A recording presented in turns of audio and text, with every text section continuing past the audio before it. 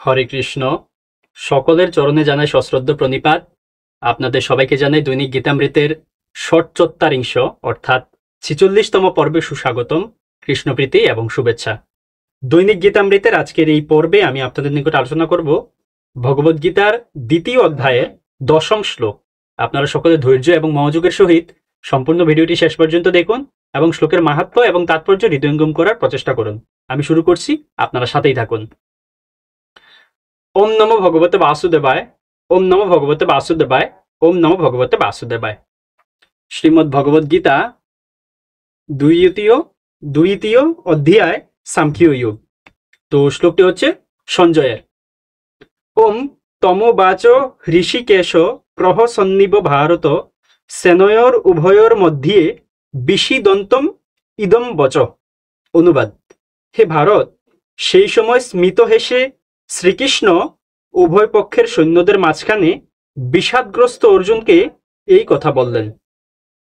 তো এই শ্লোকে আমরা দেখতে পাচ্ছি যে সঞ্জয় মহারাজ ধৃতরাষ্ট্রের নিকট বলছেন যে সেই সময় হচ্ছে স্মিত হেসে ভগবান শ্রীকৃষ্ণ উভয় সৈন্যদের মাঝখানে বিষাদগ্রস্ত অর্জুনকে এই কথা বললেন। কি কথা বললেন সেগুলো আমরা পরবর্তী শ্লোকে দেখতে পারবো, সেজন্য আমাদেরকে পরবর্তী শ্লোক পর্যন্ত অপেক্ষা করা লাগবে। তো এখানে সঞ্জয় মহারাজ ধৃতরাষ্ট্রকে ভারত বলে সম্বোধন করছেন। তো আমরা দেখতে পাবো অর্জুনকেও ভগবান শ্রীকৃষ্ণ অনেক শ্লোকে ভারত বলে সম্বোধন করছেন। সেটা আসলে মানে কি সেটা আমরা একটু দেখে নেই। তো ভারত বলে সম্বোধন করার মানে হচ্ছে, ভারত মানে হচ্ছে যে ভরত বংশজ, অর্থাৎ ভরতের যে বংশধর।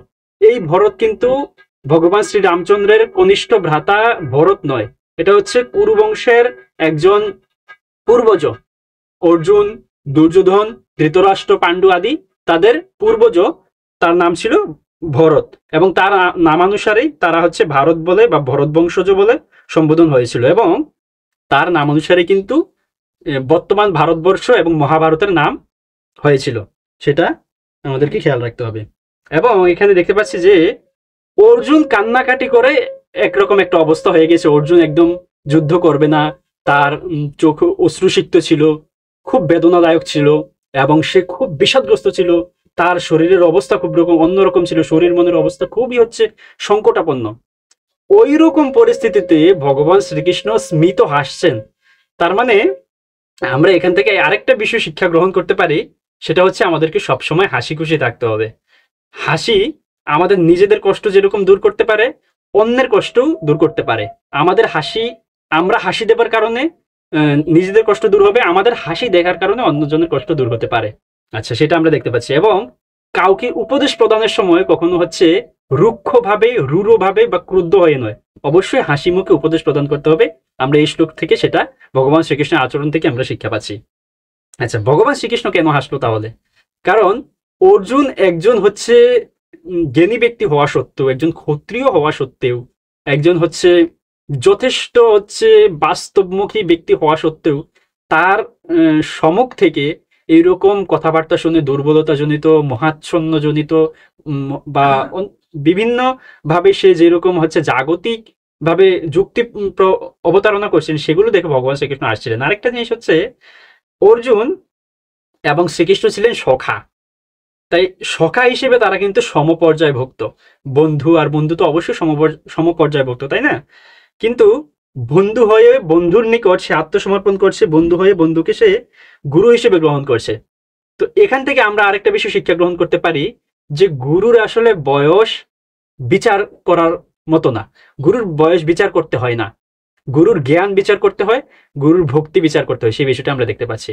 আমাদের বন্ধু যদি আমাদেরকে উপদেশ প্রদান করে, অবশ্যই সেটি যদি গ্রহণযোগ্য হয়, আমাদের সেটি গ্রহণীয় হবে। সেই বিষয়টা আমরা দেখতে পেলাম। আর অর্জুন ভগবান শ্রীকৃষ্ণের নিকট যখন আত্মসমর্পণ করলেন, তাকে যখন গুরু হিসেবে বরণ করে নিলেন, ভগবানও তখন তাকে শিষ্য হিসেবে বরণ করে নিয়ে সে উপদেশ প্রদান করা শুরু করলো। কি কি উপদেশ প্রদান, কিছু উপদেশ আমরা পূর্ববর্তী শ্লোকে দেখেছি যে ভগবান শ্রীকৃষ্ণ কি কি বলেছিল অর্জুনকে, ক্লিপের মতো আচরণ করছো তুমি, এটা তোমাকে শোভা পায় না, ইত্যাদি বিষয়গুলো দেখেছে। পরবর্তী শ্লোকেও আমরা সেগুলো দেখতে পাবো।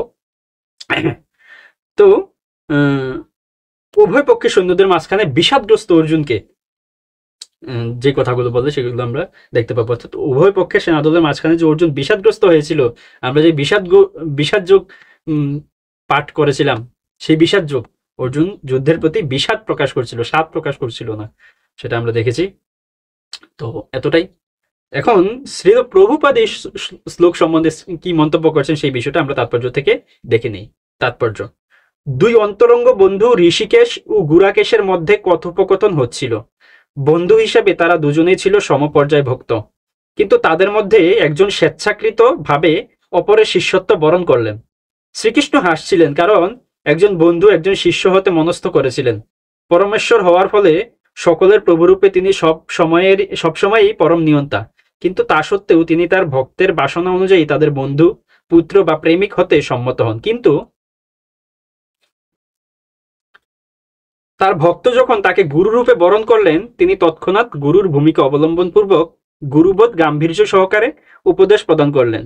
এখানে আমরা দেখতে পাই গুরু ও শিষ্যের মধ্যে কথোপকথন হয়েছিল প্রকাশ্যভাবে যুদ্ধক্ষেত্রে দুই বাহিনীর মাঝখানে, যার ফলে এই কথা শ্রবণ করে সকলেই লাভবান হতে পেরেছিল। সুতরাং ভগবদ্গীতার বাণী কোনো বিশেষ ব্যক্তি, সমাজ অথবা সম্প্রদায়ের জন্য নয়।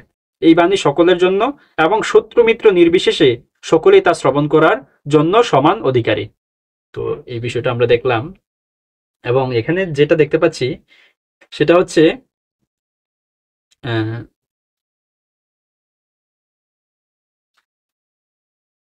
ভগবান, তিনি পরমেশ্বর ভগবান এবং সমগ্র বিশ্বের অধিপতি।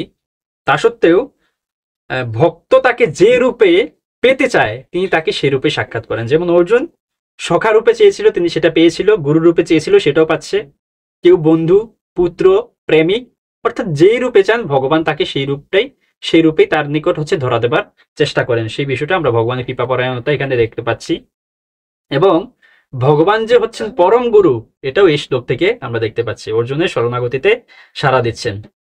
তো এতটুকুই আজ এই শ্লোক পাঠে, উচ্চারণে, অনুবাদ প্রকাশে, তাৎপর্য বিশ্লেষণে কিংবা মন্তব্য প্রদর্শনে কোনো রকম ভুল ত্রুটি হয়ে থাকলে আপনারা তা ক্ষমাসুন্দর দৃষ্টিতে দেখবেন। আপনাদের সহিত দেখা হচ্ছে পরবর্তী পর্বে, পরবর্তী ভিডিওতে, পরবর্তী শ্লোকের পর্যালোচনায়। ততক্ষণ ভালো থাকুন, সুস্থ থাকুন, আমাদের সাথেই থাকুন। হরে কৃষ্ণ।